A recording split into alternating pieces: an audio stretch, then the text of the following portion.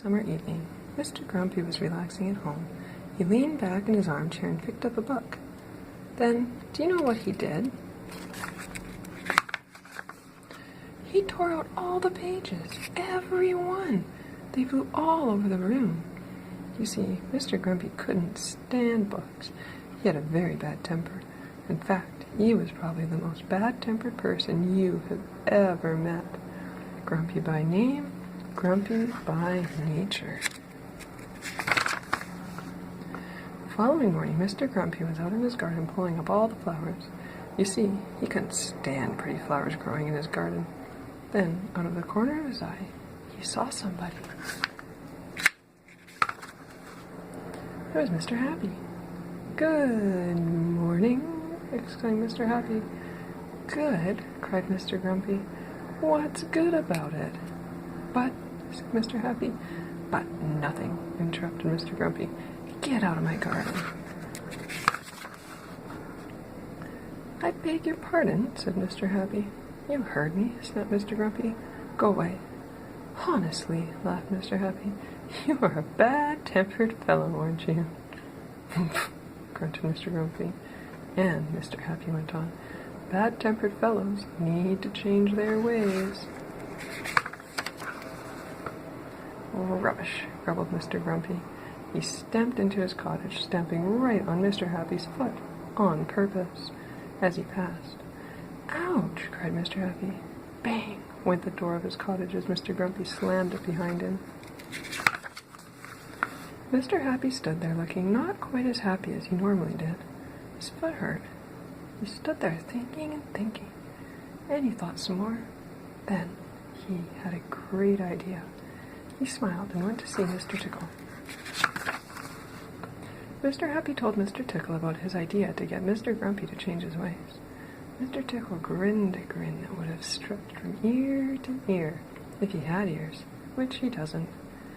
"That sounds like fun," he grinned.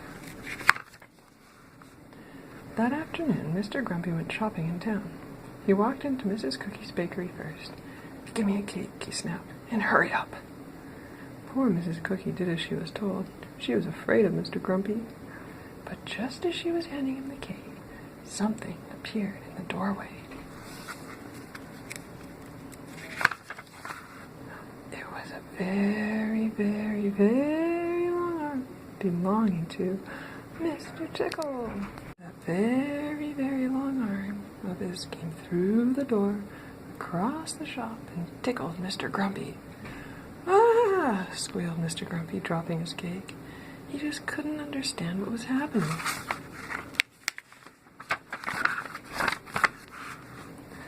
And you know what? That very, very, very long arm kept following Mr. Grumpy around all day long. It tickled him at Mr. Daly's newsstand. It tickled him in Mrs. Sweet's candy store. It tickled him in Mr. Packet's grocery store. And it tickled him in Mr. Bottle's dairy.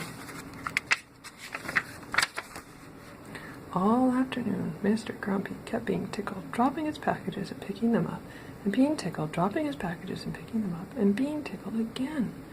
He couldn't understand why that very, very, very long arm kept following him. On his way home, he met Mr. Happy again.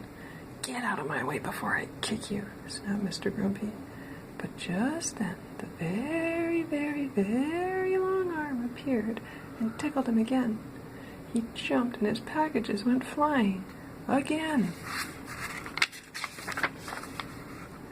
"I think," Mr. Happy said, "that if you were to change your ways and not be so bad-tempered, this might not happen to you so often."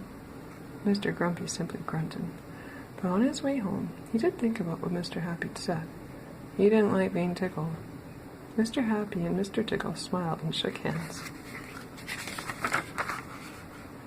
After that day, Mr. Grumpy tried to be nicer, and the more he tried, the less he was tickled by the very, very, very long arm. These days, he is a different kind of person. Why, the other evening, he picked up a book, and guess what? He only tore out one of the pages.